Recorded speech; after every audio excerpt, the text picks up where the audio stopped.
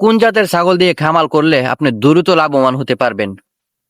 আসসালামু আলাইকুম। কি অবস্থা ভাই, কেমন আছেন? আশা করি সবাই ভালো আছেন। আমি আপনাদেরকে আজকে প্রতিটা পয়েন্ট আমি ধরে ধরে দেখাই দিব কোন জাতের ছাগল পালন করে আপনি লাভবান হতে পারবেন।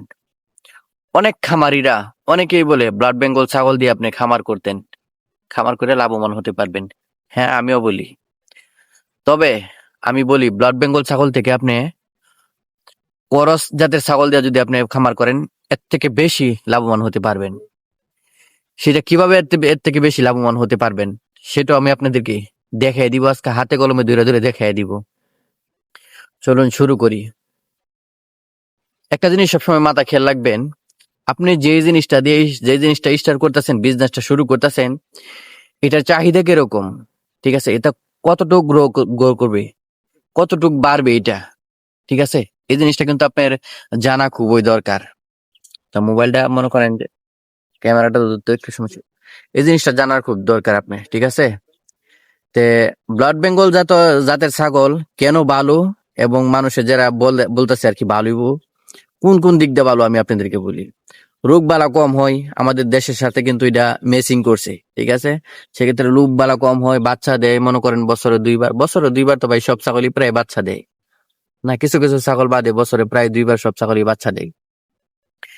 সো এটা আছে একটা। আরেকটা হয়েছে, আর করজ জাতের ছাগল কেন কিনবেন আমি এটা বলি আপনাদেরকে। দেখেন, ব্লাড বেঙ্গল জাতের ছাগল কিন্তু দেখতে ভাই অনেকটা ছোট। আপনি যদি বাজারে নিয়ে যান, যদি সব ছাগলের নিচে কিন্তু পেরে থাকবে, এটা দেখবেন আপনি অনেক ছোট দেখতে। আর আমি সাজেশন করবো আপনাকে করজ জাতের ছাগল দেওয়া শুরু করার জন্য। করজ জাতের ছাগলও কিন্তু ভাই রোগবালা কম হয়, কিন্তু এটা গ্রোথটা একটু বড় হয়, ছাগলটা দেখতে কিন্তু একটু বড় দেখা যায়। সেই জন্য আপনাকে বলবো আমি, যদিও প্রথম অবস্থায় যদি আপনি ব্লাড বেঙ্গল দিয়ে শুরু করেন, আপনি যে পাঠাটা আনবেন এটা করজ জাতের আনবার চেষ্টা করবেন। হ্যাঁ, করস বীজ দেওয়াবেন সবগুলিরে।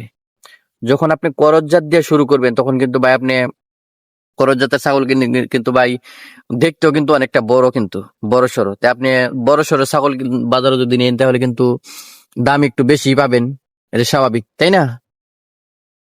এই জন্য আমিও চিন্তাধারা করছি, আমি যখন খামার করব, তখন আমি করজ জাতের ছাগল দিয়ে আমি খামার করব।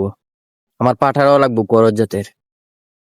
আপনি কি খামার করছেন কিনা অবশ্যই এটা জানাবেন। আর খামার করার আগে আপনি সবসময় আপনি আগে ভিডিও দেখবেন, ভালো ভালো খারাপ ভিডিও দেখবেন ইউটিউবের, যারা নাকি মনে করেন যে খামার করে লস খাইছে এদের ভিডিও দেখবেন, যারা খামার করে লাভবান হয়েছে এদের ভিডিও দেখবেন। আমি তো মনে করেন যে শিখি আর কি, ঠিক আছে। আমার চেনা জানা অনেক লোক খামার করছে, এরা অনেক প্রফিট, ঠিক আছে। তাদের কাছ থেকে তথ্য লই আমি কিন্তু আপনাদেরকে জানাই।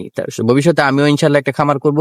বর্তমানে আমি যেহেতু বিদেশে আছি, সারা জীবন তো আর ভাই বিদেশে থাকা যায় না, ঠিক আছে। বিদেশ থেকে যাওয়ার পরে ইনশাল্লাহ আমিও খামার করব। সবাই দোয়া করবেন আমার জন্য, আমি আপনাদের জন্য দোয়া করব। আর আপনি কোন বিষয়ে জানতে চান অবশ্যই ভিডিওতে কমেন্ট করে জানাবেন। আল্লাহ হাফিজ।